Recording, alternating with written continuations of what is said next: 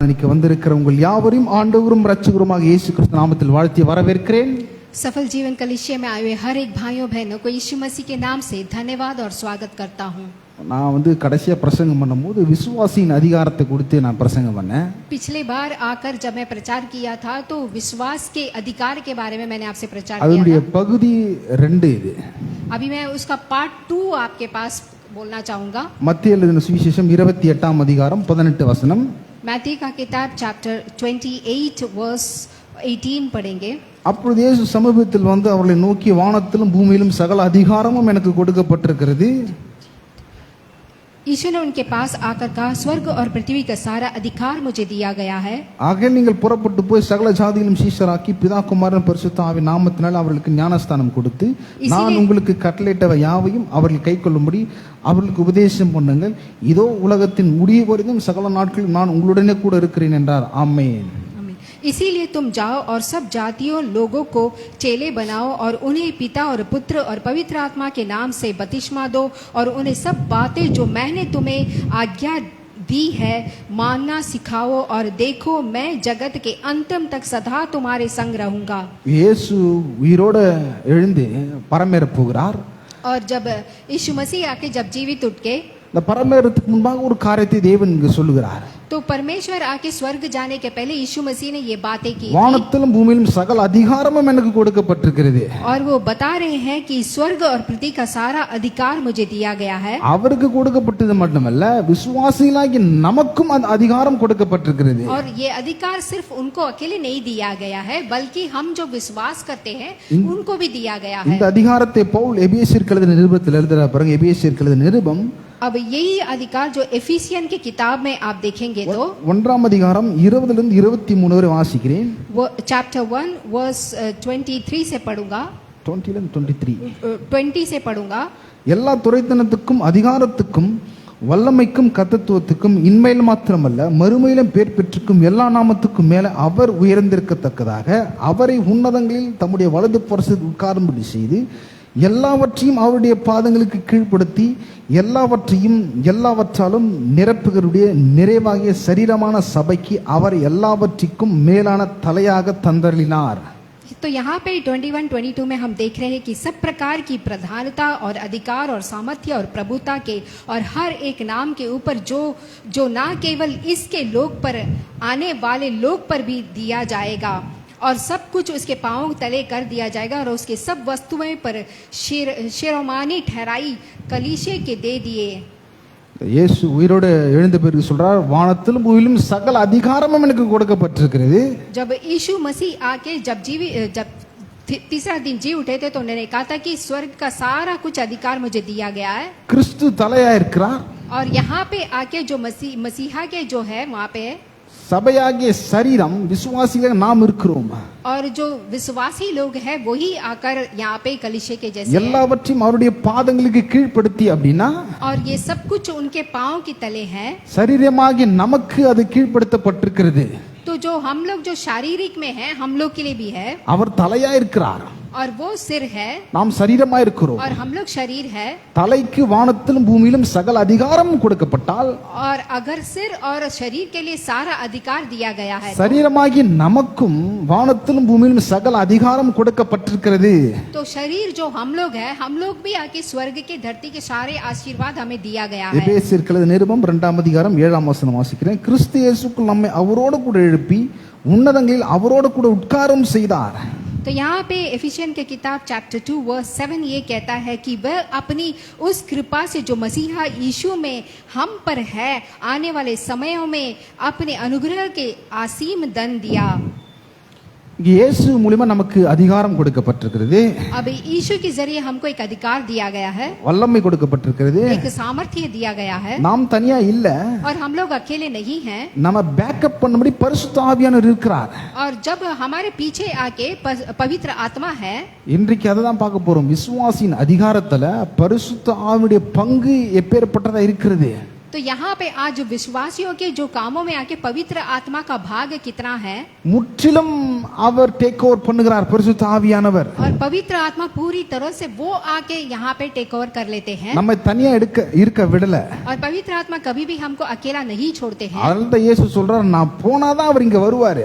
अभी यीशु मसीह कहते हैं जब मैं जाऊंगा तो पवित्र आत्मा आएगा.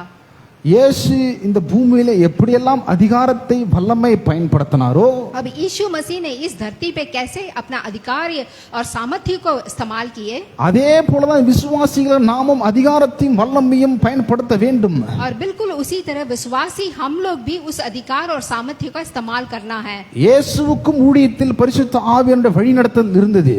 अब यीशु मसीह को पवित्र आत्मा ने कैसे आके सेवकाई में चलाए थे, இயேசுவும் பரிசுத்த ஆவியானவரும் ஒன்றோடு ஒன்றாக பிணைக்கப்பட்டிருந்தார்கள். अब यीशु मसीह और पवित्र आत्मा एक दूसरे के साथ एकदम जुड़े हुए थे, அவர் தனியா இருக்கல. वो अकेले नहीं थे. இத பத்தி தான் மத்தேயு எழுதின சுவிசேஷத்துல சொல்றாரு பாருங்க. இயேசு अब மத்தேயு எழுதின சுவிசேஷம் इसके बारे में मैथ्यू के किताब में लिखा गया है, 3ஆம் அதிகாரத்துல வாசிக்கிறோம். 3ஆம் அதிகாரம் 16-17 வாசிக்கிறோம் பாருங்க. இயேசு ஞானஸ்தானம் பெற்று ஜலத்திலிருந்து கரையேறின உடனே இதோ வானம் அவருக்கு திறக்கப்பட்டது. தேவ ஆவி புறாவை போல் இறங்கி தம்மேல் வருகிறதை கண்டார். அன்றியும் வானத்திலிருந்து ஒரு சத்தம் உண்டாகி, இவர் என்னுடைய நேசகுமாரன், இவரில் பிரியமா இருக்கிறேன் என்று உரைத்தது. तो यहाँ पे चैप्टर 3 वर्स 16 ये कहता है कि और यीशु बपतिस्मा लेकर तुरंत पानी से ऊपर आए और देखा कि उसके लिए आकाश खुल गया और उसने परमेश्वर की आत्मा को कबूतर के समान उतरते और अपने ऊपर आते देखा. இயேசுவுடைய ஊழியம் ஆரம்பிக்க போகிறது. अब यहाँ पे यीशु मसीह को आके देख रहा है. பரிசுத்த ஆவியானவர் இயேசுவோட கூட இருக்கிறார்.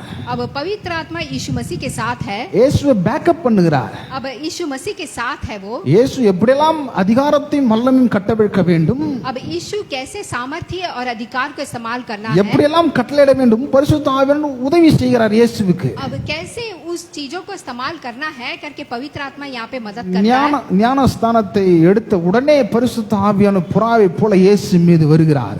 अभी बपतिस्मा लेते ही यहाँ पे कबूतर के दो समान आके पवित्र आत्मा यीशु मसीह के ऊपर आते हैं. வந்து வழிநடத்துகிறார் இயேசுவை. अब यहाँ पे उतर कर आकर परमेश्वर को यीशु मसीह को चलाते हैं. 4ஆம் அதிகாரம் 1ஆம் வசனம். அப்பொழுது இயேசு பிசாசினால் சோதிக்கப்படுவதற்கு ஆவியானவரால் வனாந்தரத்துக்கு கொண்டு போகப்பட்டார். अभी यहाँ पे चैप्टर 4 वर्स 1 में देखेंगे कि तब आत्मा यीशु को जंगल में ले गया ताकि कि एबिलेस उसे की परीक्षा करें. இங்க சோதனைக்காரன் வருகிறான். तो यहाँ पे आके यहाँ पे एक शत्रु आता है. இயேசுவிடத்தில் பரிசுத்த ஆவியானவர் இருக்கிறார். अब यीशु मसीह के साथ पवित्र आत्मा है. இயேசு எப்படி அதிகாரத்தையும் வல்லமையும் பயன்படுத்துறார் பாருங்க. अब यहाँ पे यीशु मसीह अपने अधिकार और सामर्थ्य को कैसे इस्तेमाल करते இந்த देखिए. சோதனைக்காரன் என்ன சொல்றான், இயேசு கிட்ட வந்து இந்த கல்லுகள் எல்லாம் அப்பங்களாக மாற்றும்படி செய்யும் என்று சொல்றான். अब यहाँ पे शत्रु कहता है कि इस पत्थर को तुम रोटी बना दो. அதற்கு உள்ள இருந்து பரிசுத்த ஆவியானவர் அந்த அபிஷேகம், வல்லமை, அந்த அதிகாரம், கட்டளை எங்கிருந்து பிறப்பிக்கிறார் பாருங்க. தேவனுடைய வார்த்தையிலிருந்து கோட் பண்ணுகிறார் இயேசு. तो यहाँ पे देखिए वो अधिकार, वो सामर्थ्य यीशु मसीह कैसे बोलते हैं, परमेश्वर के वचन के जैसे जरिए बोलते हैं. அப்ப இயேசு பாருங்க பிசாசுக்கு அந்த மறு உத்தரத்தை எப்படி கொடுக்கிறாரு பாருங்க. மனுஷன் அப்பத்தினால் மாத்திரம் அல்ல, தேவனுடைய வாயிலிருந்து புறப்படுகிற ஒவ்வொரு வார்த்தையினாலும் பிழைப்பான் என்று எழுதியிருக்கிறதே அப்படின்னு சொல்றாரு இயேசு. अब यीशु आके शैतान को कैसा जवाब देते हैं कि मनुष्य केवल रोटी ही से नहीं परंतु हर एक वचन से जो परमेश्वर के मुंह से निकलता है जीवित रहेगा. இந்த वचனம் உபாகம் 8ஆம் அதிகாரம் 3ஆம் வசனத்தில் எழுதப்பட்ட வார்த்தையை பரிசுத்த ஆவியானவர் இங்கே ஞாபகப்படுத்துகிறார், கொண்டு வருகிறார். अब ये वचन जो है कि यहाँ पे वाक्य ड्यूटरोनॉमी में लिखा है करके पवित्र आत्मा यीशु मसीह को आके याद दिलाते हैं. சோதனைக்காரன் வரும்போது எப்படி அதிகாரத்தை வல்லமை கட்டவிழ்க்க வேண்டும் என்று பரிசுத்த ஆவியானவர் இயேசுவுக்கு காண்பிக்கிறார். जब आके शत्रु आता है तो कैसा उस वचन को सामर्थ्य से, अधिकार से इस्तेमाल करना है करके पवित्र आत्मा यहाँ बताते हैं. ஆகவேதான் விசுவாசிகள் நமக்கு அதிகாரம் கொடுக்கப்பட்டிருக்கிறது, इसीलिए विश्वासी हम लोगों के लिए वो अधिकार दिया गया है, வல்லமை கொடுக்கப்பட்டிருக்கிறது, वो सामर्थ्य दिया गया है, பரிசுத்த ஆவியானவருடைய அபிஷேகம் நமக்கு இருக்கிறது. और पवित्र आत्मा का अभिषेक दिया गया है. எல்லா சூழ்நிலையில் நாம் எப்படி நடந்துகிறோம் என்பது முக்கியமாப்படுத்தி நாம் பார்க்க வேண்டும். तो सारी परिस्थितियों में हम कैसे चलना है करके हमें सिखाएगा. இங்க சோதனை வரும்பொழுது இயேசு அதிகாரத்தை, வல்லமையை தேவனுடைய வார்த்தையிலிருந்து கட்டவிழ்க்கிறார். तो जब जब यीशु मसीह को परीक्षा आया है तो यीशु मसीह आके परमेश्वर के वचन को इस्तेमाल करके हर एक बांध से निकलते हैं। இதே போலதான் பேதுருனுடைய வாழ்க்கையிலும் பரிசுத்த ஆவியினுடைய அந்த அபிஷேகம் வல்லமை அந்த அதிகாரத்தை வல்லமையை கட்டவிழ்க்க செய்கிறது. और बिल्कुल इसी तरह से पतरुस के जीवन में भी ये सामर्थ्य अधिकार आके यहाँ पे दिखाते हैं। உங்களுக்கு நல்லா தெரியும் பேதுரு இயேசுவோட கூட இருந்த ஒரு பிரதானமான சீஷன். आप सबको पता है कि पतरुस आके यीशु मसीह के साथ रहने वाला एक प्रधान चेला है। இயேசு கிட்ட நல்ல ஒரு பாராட்டெல்லாம் வாங்கின ஒரு சீஷன் பேதுரு. और यीशु मसीह के साथ बहुत सारा पाठ पढ़ा है उन्होंने। अप्रिशिएटेड और उनको अच्छा आकर अप्रिशिएट करते हैं। वेरी गुड பேதுரு அப்படின்னு இயேசு பாராட்டுறாரு. अब यीशु मसीह आके उनको अच्छा से उनका तारीफ करते हैं। அப்படிப்பட்ட பேதுரு தன்னுடைய ஆவிக்குரிய வாழ்க்கையில ஒரு சோர்வை ஒரு சோர்வு ஒரு தோய்வு வருகிறது. अब वैसा एक पतरुस को जीवन में आके स्पिरिचुअल लाइफ में एक कमी घटी आती है। என்ன நடக்குதுன்னா இயேசுவை 3 தரம் மறுதலிக்கிறார் பேதுரு. क्योंकि पतरुस आके यीशु मसीह को 3 बार आके मना करते हैं। இந்த காரியம் நடந்த பிறகு பேதுருக்கு மனசு ரொம்ப கஷ்டமாயிடுது. अब ये काम खत्म होने के बाद आके पतरुस को बहुत बुरा लगता है। உடனே மனம் கசந்து அழுகுறாரு. अब पतरुस यहाँ पे बहुत ही मन दुख होकर रोता है। வாழ்க்கையே ஒரு மாதிரி ஆயிடுது பேதுருக்கு. और पतरुस का जीवन ही कुछ अजीब सा हो जाता है। இயேசுவோட கூட இருந்தாரு. वो यीशु मसीह के साथ था। அவர் செய்த வல்லமையான காரியத்தெல்லாம் பேதுரு பார்த்தாரு. और यीशु मसीह ने जो भी सामर्थ्य काम किए थे वो पतरुस ने भी देखे। ஆனா ஆவிக்குரியல ஒரு தோய்வு இருக்குது பேதுருக்கு. लेकिन उसके अंदर ही आत्मा में आके एक परीक्षा आया। ரொம்ப மனசு கஷ்டப்படுறாரு. ஐயோ இயேசுவை நம்ம தெரியலன்னு சொல்லிட்டோமே அப்படின்னு. वो बहुत ही आके दुख उठाता है कि हमने यीशु मसीह को नहीं मालूम करके बोल दिया। அப்போ இங்க என்ன நடக்குது அப்படின்னா ஆவிக்குரிய விதத்துல சோர்ந்து போயிருக்கிறார் இங்க பேதுரு. अब यहाँ पे पतरुस बहुत ही निराश हो गया। இயேசு மறுபடியும் உயிரோட எழுந்து வந்து अब यहाँ पे यीशु मसीह आके जब जीवित उठे थे तो அவர் சொல்றாரு சீஷரிடத்துல போய் சொல்லுங்கள். वो कहते हैं जाके आके चेले के बोलो करके। பேதுரு கிட்ட போய் சொல்லுங்க. और जाके पतरुस के पास जाके बोलो। ஸ்பெஷல் ட்ரீட்மெண்ட் பேதுருக்கு. क्योंकि पतरुस को आके एक स्पेशल ट्रीटमेंट मिलेगा। ஸ்பெஷலா கவனிக்கிறார் பேதுருவை. अभी पतरुस को एक स्पेशल से आके उसकी तरफदारी हो रही है। இன்னைக்கு நிறைய பேர் விசுவாசிகளா இருக்கிறோம். வாழ்க்கையில தோய்வு இருக்கு, கவலை இருக்கு, பாரம் இருக்கு. और आज भी आगे कई विश्वासियों के जीवन में आके एक हार होता है, मुश्किल होता है, दुख होता है। விசுவாசமே இல்லாத மாதிரி இருக்கு. अब बिल्कुल विश्वास भी नहीं रहता है। என்னடா வாழ்க்கை போயிலாண்டா எங்க அந்த மாதிரி இருக்கு. आज जीवन क्या है ऐसा मत सोचिए, पर वैसा है। அந்த மாதிரி ஒருவேளை நீங்கள் இருந்தால் உங்களுக்கு விசேஷித்த கிருபை விசேஷித்த ட்ரீட்மெண்ட் இயேசு தருகிறார். अगर आपके जीवन में कुछ आपको ऐसा ख्याल है तो यीशु मसीह आपको विशेष प्रकार का ट्रीटमेंट देंगे। அவர் உங்களுக்கு வெளிப்படுத்துகிறார்.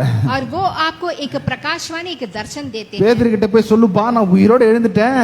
अब वो बोलते हैं कि पतरुस के पास जाके बोलो कि मैं जीवित उठ गया। அதே போல விசேஷித்த வெளிப்பாடு உங்களுக்கு தருகிறார். और एक विशेष प्रकार की एक भविष्यवाणी भी मैं उसको देता हूँ। அப்போ இயேசு உயிரோட எழுந்து வருகிறார்.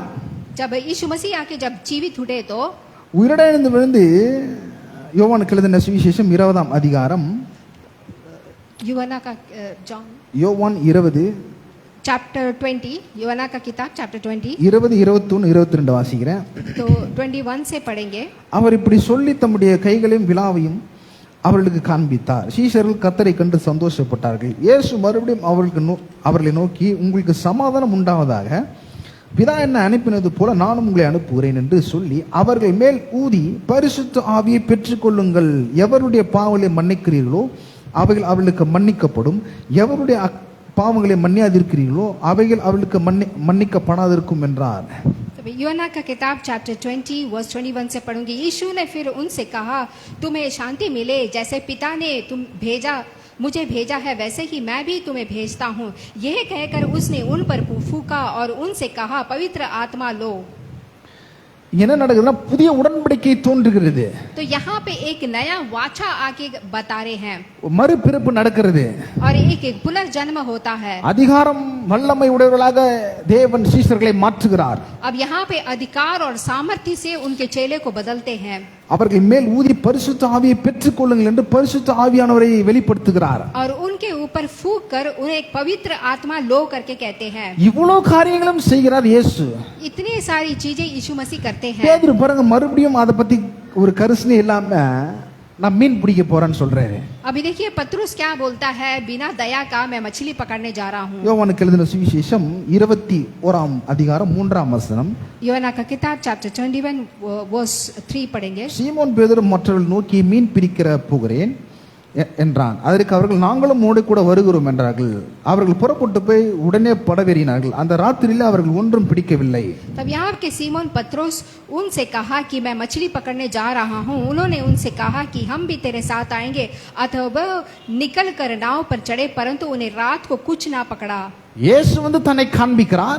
अब यीशु मसीह आके अपने आप को दिखाते हैं। உயிரோட எழுந்த இயேசு அவர்களுக்கு காண்பிக்கிறார், சீஷர்களுக்கு பேதுருக்கு காண்பிக்கிறார். अब यीशु मसीह आके जीवित उठ गए करके वो अपने चेले पत्रोस को दिखाते हैं। பயப்படாதீங்க, डरो मत, வானத்திலும் பூமியிலும் சகல அதிகாரமும் எனக்கு கொடுக்கப்பட்டிருக்கிறது. स्वर्ग और धरती का सारा अधिकार मुझे दिया गया है அத நான் உங்களுக்கு தருகிறேன். और मैं वो तुमको देता हूँ। என்னுடைய பரிசுத்த ஆவியை உங்களுக்கு தருகிறேன். मेरा पवित्र आत्मा आप तुम लोग को देता हूँ। இந்த அதிகாரத்தின் வல்லமை உங்களுடைய வாழ்க்கையில் நீங்கள் பயன்படுத்துங்கள் என்று தேவன் இங்கே வெளிப்படுத்துகிறார். ये अधिकार और सामर्थ्य आप अपने जीवन में इस्तेमाल करो करके परमेश्वर बताते हैं। வெளிப்பட்டாலும் இங்கே பேதுரு அதிகாரத்தை வல்லமை பெற்றிருக்கிறார், பரிசுத்த ஆவியை பெற்றிருக்கிறார். ஆனா அவருடைய எண்ணம் எப்பேற்பட்டதா இருக்கிறது? यहाँ पे आके पत्रुस आके वो अधिकार सामर्थ्य पवित्र आत्मा पाया, लेकिन उसका ख्याल क्या है நான் மீன் பிடிக்க போறேன், कि मैं मछली पकड़ने जा रहा हूँ। அதிகாரத்தை வல்லமை வச்சிருக்கிறாரு கையில. पत्रुस ने अपने हाथ में अधिकार सामर्थ्य तो रखा है, பரிசுத்த ஆவியின் அபிஷேகம் இருக்கிறது, पवित्र आत्मा का अभिषेक भी है। நான் மீன் பிடிக்க போறேன். लेकिन पत्रुस क्या कहता है, मैं मछली पकड़ने जा रहा हूँ। இவர் போறாரு, ये जा रहे हैं மற்ற சீஷரும் கூட்டு போறாரு. और बाकी चेलों को भी लेके जा रहे हैं। யார் போறது? कौन जा रहा है? சாதாரண பேதுரு போல साधारण सा पत्रुस नहीं जा रहा है। பரிசுத்த ஆவியானுடைய அபிஷேகம் வல்லமை அதிகாரம் வல்லமை பெற்ற பேதுரு, वो पत्रुस जो सारा सामर्थ्य पवित्र आत्मा का अभिषेक पाया है। இதை தொடர்ந்து தேவன் பேதுருக்கு கற்றுக் கொடுக்கிறார்.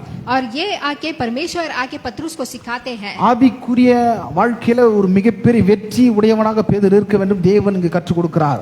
यहाँ पे आपने स्पिरिचुअल लाइफ में आप कैसे जीवित से रहना है करके यहाँ पे परमेश्वर सिखाते हैं। அப்போஸ்தலர்களுக்கு எழுதின அப்போஸ்தலர் நடபடிகள் 2ஆம் அதிகாரத்துல பெந்தேகோஸ்தே நாள் என்னும் வருகிறது.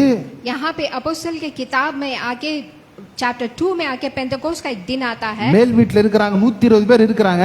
यहाँ पे 120 लोग रहते हैं அந்த இடத்துல பரிசுத்த ஆவியின் வல்லமையாய் இறங்குகிறார். और वहाँ पे पवित्र आत्मा एकदम सामर्थ्य से उतरते हैं। அவர்கள் எல்லாரும் பரிசுத்த ஆவியினால் நிரப்பப்பட்டு ஆவியானவர் தங்களுக்கு தந்தரின வரத்தின்படி வெவ்வேறு பாஷைகளால பேசத் தொடங்கினார்கள். 4 और वो सब लोग आके पवित्र आत्मा से भर के आके कई अन्य भाषा में बात करने लगे हैं। எல்லா ஜனங்களும் ஆச்சரியப்பட்டு பார்க்கறாங்க. और सारे लोग बड़े ही आश्चर्य से देखते हैं இது என்ன ஒரு ஆச்சரியமா இருக்குது कि वो लोग देख रहे हैं ये क्या आश्चर्य है।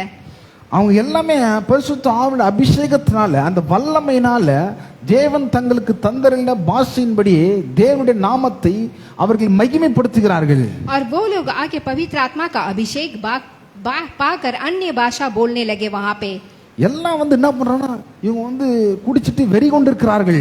तो वहाँ के लोग क्या सोचने लगे कि सब लोग पीकर आकर ये लोग आके एकदम नशे में हैं। பேதுரு உடனே எழுந்து நிற்கிறார். अब पत्रुस वहाँ पे खड़े होते हैं। 14 வாசிக்கணும் பாருங்க. 10वीं वचन में देखेंगे। அப்பொழுது பேதுரு 11 கூட எழுந்து நின்று அவர்களை நோக்கி உரத்த சத்தமா, யூதர்களே, எருசலேமில் வாசம் போன ஜனங்களே, நீங்கள் எல்லாரும் அறிந்து கொள்வீர்களாக என் வார்த்தைக்கு செவி கொடுங்கள்। तब यहाँ पे आके पत्रुस आकर खड़े होकर यहाँ के लोगों को बोले कि मैं बोलने वाले बात को अपना कान लगाओ। நீங்கள் நினைக்கிறபடி இவர்கள் வெறி கொண்டவர்கள் அல்ல। आप लोग आके सोचने की तरह ये लोग पीकर नशे में नहीं है। பொழுது விடிந்து 3ஆம் மணி வேளையா இருக்கிறதே। अभी भी आके समय है करके தீர்க்கதரிசியாக யோவேலினால் உரைக்கப்பட்டபடி இது நடந்திருக்கிறது। क्योंकि ये भविष्यवाणी में जैसा बोला गया है वैसा ही हुआ है। நீண்ட பிரசங்கத்தை பண்ணுகிறார்। और यहाँ पे एक लंबा शुभ समाचार देते हैं। பயந்த பேதுரு, जो पत्रुस जो बहुत डर के நான் மீன் பிடிக்க போயிடுறேன், जो पत्रुस मैं मछली पकड़ने जा रहा हूँ, நான் லாக்கியே இல்ல, वो बोला था कि मैं किसी काम का அப்படி नहीं நினைச்ச பேதுரு वैसा सोचा वाला पत्रुस பரிசுத்த ஆவியானோட அபிஷேகம் உள்ள இருக்கும் பொழுது जब पवित्र आत्मा का अभिषेक उसके अंदर आया तो அதிகாரத்தையும் வல்லமையும் பயன்படுத்துறார் பாருங்க। अब उसको मिला वाला अधिकार और सामर्थ्य का इस्तेमाल करता है। இந்த ஜனங்க தான் இயேசுவை கல்வாரி சிலுவையில் அறைந்தார்கள்। और यही लोग ने आके यीशु मसीह को आके क्रूस पे चढ़ाया। இந்த ஜனங்களுக்கு முன்பாக தான் இயேசுவை மறுதலித்தார் பேதுரு। और इसी लोगों के सामने आके पत्रुस ने यीशु मसीह मसीह कौन है करके मालूम नहीं बोला। இந்த ஜனங்களுக்கு முன்பாக இயேசுவை பேதுரு சபித்தார். और इसी लोगों के सामने पतरुस ने यीशु मसीह को आके श्राप दिया। இந்த ஜனங்களுக்கு முன்பாக பேதுரு இப்பொழுது நின்று தைரியமாக பிரசங்கம் பண்ணுகிறார். अब इसी लोगों के सामने पतरुस आके धैर्य से खड़े होकर प्रचार करता है। எப்படி பரிசுத்த ஆவியானவர் அவரை எக்யூப் பண்ணுகிறார், பேக்கப் பண்றார். अब यहाँ पे कैसे पवित्र आत्मा उसको चला रहा है देखिए, தைரியம் உடையவனாக மாற்றுகிறார். और एक धैर्य से उनको एक इंसान बनाता है। ஒரே பிரசங்கத்துல 3000 பேர் ரட்சிக்கப்பட்டாங்க. और एक ही प्रचार में आके 3000 लोग आके यीशु मसीह को अपनाए। இப்போ மனுஷரை பிடிக்கிறவர்களாக பேதுரு மாறிவிட்டார். अब आके मछली नहीं बल्कि मनुष्य को पकड़ने वाला बन गया पतरुस। தொடர்ந்து வல்லமையான காரியங்களை பேதுரு செய்கிறார். और लगातार पतरुस आके एक सामर्थ्य का काम करने लगा। சாதாரணமான மனுஷன் பேதுரு, साधारण सा जो मनुष्य था पतरुस, இவனை வல்லமையும் பராக்கிரமான காரியத்தை செய்யும்படி பரிசுத்த ஆவியானவர் அவனை வழி நடத்துகிறார். अब सामर्थ्य काम करने के लिए पवित्र आत्मा पतरुस को चलाता है। இந்த இயேசு கொடுக்கப்பட்ட அந்த அதிகாரத்தை பயன்படுத்துகிறார். अब यीशु मसीह ने जो अधिकार दिया है उसको पतरुस इस्तेमाल करता है। 3ஆம் அதிகாரத்துல இயற்கைக்கு அப்பாற்பட்ட சில காரியத்தை பேதுரு செய்கிறார். अब यहाँ पे आके बुक ऑफ एक्ट्स 3 अध्याय में यहाँ पे कुछ काम करते हैं पतरुस। தன் தாயின் வயிற்றில பிறந்த சப்பானி ஒருத்தன் தேவாலயத்துல வந்து கொண்டு பிச்சை கேட்கும்படி வைப்பாங்க. तो वहां पे जो एक आदमी जो आके माँ के गर्भ से ही वो आके लंगड़ा था, चल नहीं पाता था, वो आके भीख मांग रहा था। அந்த சப்பானிக்கு 40 வயசு. और इस जो चलता नहीं है उसको आके 40 उम्र था। அவனிடத்துல பேதுரு சொல்றார், பாருங்க, நசரேனாகிய இயேசு கிறிஸ்து நாமத்தினால நீ எழுந்து நட என்று சொல்லுகிறார். अब पतरू बोलता है कि पतरुस उसके पास बोलता है कि उस लंगड़े के पास यीशु मसीह के नाम से खड़े होके चल। அந்த நாமத்தில் இருக்கிற அதிகாரத்தை வல்லமையை பயன்படுத்துகிறார் பேதுரு. अब यीशु मसीह के नाम में जो अधिकार जो सामर्थ्य है उसको इस्तेमाल करता है पतरुस। எப்படி இந்த பேதுரு பரிசுத்த ஆவியை எப்படி எக்யூப் பண்ணி கொண்டு வரார் பாருங்க. देखिए कैसा पतरुस था और कैसा पवित्र आत्मा पतरुस को बदल दिया। தொடர்ந்து 4ஆம் அதிகாரத்துல பேதுரு வந்து டார்ச்சர் பண்றாங்க, பேதுருவையும் சீஷர்களையும். अब यहाँ पे चेले और पतरुस को 4 अध्याय में आके वहां पे उसको परेशान करते हैं। எந்த சக்தியை வச்சு எந்த நாமத்தை வச்சு இவனுக்கு நீ சுகத்தை கொடுத்த ஒரு பெரிய ஒரு ஆர்கியூமெண்டே நடக்குது. और यहाँ पे एक बहुत बड़ा आर्ग्यूमेंट चल रहा है कि किस नाम को लेकर, किस सत्य को लेकर तू इनको प्रचार कर रहा है, எந்த அதிகாரத்துல செஞ்ச, और किस अधिकार से तूने इसको எந்த किया, வல்லமையில செஞ்ச, और किस सामर्थ्य से किया, எந்த சக்தியில செஞ்ச और कौन से शक्ति से किया। அப்படின்னு பேதுருவை கொண்டு அவர்கள் மிரட்டுகிறார்கள். अब वो पतरुस को आके सब लोग आके धमकी देते हैं। பேதுரு சொல்றார், இயேசு கிறிஸ்து என்னும் நாமத்தில், அந்த நாமத்தில் நான் இந்த அதிகாரத்தை வல்லமை உடையவனாக இவனுக்கு நான் சர்வாக சுகத்தை கொடுத்தேன் என்று தைரியமாக நின்று பிரசங்கம் செய்கிறார். अब यीशु मसीह बड़े धैर्य से बोलता है कि यीशु मसीह के नाम से ही मैंने इसको आके चंगा किया। அப்போ இந்த நாமத்தையும் இந்த அதிகாரத்தையும் நீங்கள் பேசக்கூடாது, பிரசங்கம் பண்ணக்கூடாது, ஒரு கண்டிப்பை போடுகிறார்கள் பேதுருவுக்கு. तो अब यहाँ पे पतरुस को एक कंडीशन डालते हैं कि इस नाम के लेकर प्रचार नहीं करना है। அப்ப பாருங்க பேதுரு சொல்றாரு பாருங்க, அப்போஸ்தலர் 4:12-13, அவராலே அன்றி வேறு ஒருவராலும் ரட்சிப்பில்லை, நாம் ரட்சிக்கப்படும்படிக்கு வானத்தின் கீழெங்கும் மனுஷருக்குள்ளே அவருடைய நாமமே அல்லாமல் வேறொரு நாமம் கட்டளையிடப்படவும் இல்லை என்றான். பேதுருவும் யோவானும் பேசுகிற தைரியத்தை அவர்கள் கண்டு அவர்கள் படிப்பறியாதவர்களும் என்றும் பேதமை உள்ளவர்கள் என்றும் அறிந்தபடியினாலே ஆச்சரியப்பட்டு அவர்கள் இயேசுவுடனே கூட இருந்தவர்கள் என்றும் அறிந்து கொண்டார்கள். तो यहाँ पे चैप्टर 4 वर्स 12-13 में हम देखते हैं कि यहाँ पे किसी दूसरे के द्वारा उद्धार नहीं, क्योंकि स्वर्ग के नीचे मनुष्य में और कोई दूसरा नाम नहीं दिया गया है जिसके द्वारा हम उद्धार पा सके। और उन्होंने पतरुस और यूहन्ना का साहस देखा और ये जाना कि ये अनपढ़ और साधारण मनुष्य तो आश्चर्य किए, फिर उनको पहचाने कि यीशु के साथ रहे। பேதுரு வேற மனுஷனா மாத்திட்டார் பரிசுத்த ஆவியானவர். तो पवित्र आत्मा ने यहाँ पतरुस को दूसरा बना दिया। एक பயந்த பேதுரு, पतरुस जो बिल्कुल डरता था மனம் கசந்து போன பேதுரு, और जो एकदम घबराता था, நான் மீன் பிடிக்க போறேன்ற பேதுரு, वो जो कहता था कि मैं मछली पकड़ने जा रहा இங்க हूँ, பார்த்தா ஊழியத்தை செய்கிறார், अब यहाँ पे देखेंगे तो सेवकाई कर रहा है, சுகத்தை கொடுக்கிறார், चंगाई कर रहा है, உயிரோட எழுப்புகிறார், और जो मरे हैं उसको जिलाता है, தைரியமாக நின்று பிரசங்கம் பண்ணுகிறார். और एकदम धैर्य से खड़ के प्रचार करता है। அவர் சொல்றார், நான் தேவனுக்கு செவி கொடுக்கிறவன், वो कहता है कि मैं परमेश्वर को अपना कान लगाता हूँ। தேவனுடைய வார்த்தையை நன்று கேட்கிற மனுஷனா மாறிட்டாரு.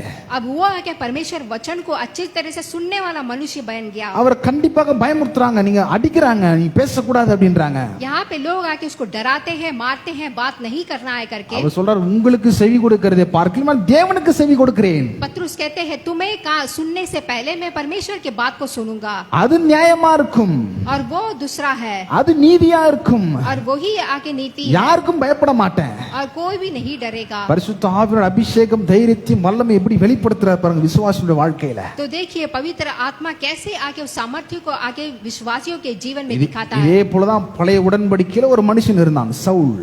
और यही आके सऊल पुराने नियम में एक है. இந்த சவுல்ன்ற மனுஷன் சாதாரண மனுஷன்.